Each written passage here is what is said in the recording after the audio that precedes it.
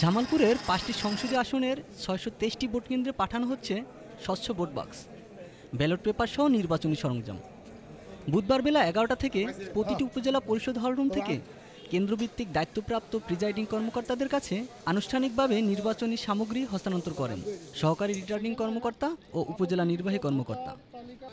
এ সময় নির্বাচন সংশ্লিষ্ট কর্মকর্তা, আইনশৃঙ্খলা বাহিনীর সদস্য ও পর্যবেক্ষকরা উপস্থিত ছিলেন।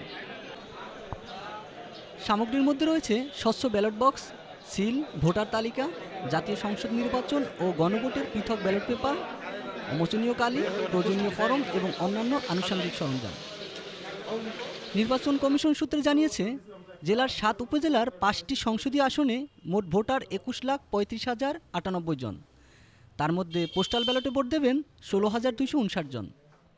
সুষ্ঠু ও শান্তিপূর্ণভাবে নির্বাচন অনুষ্ঠানের লক্ষ্যে নির্বাচনী মাঠে ১১,০০০-এর বেশি আইনশৃঙ্খলা বাহিনী মোতায়েন থাকবে।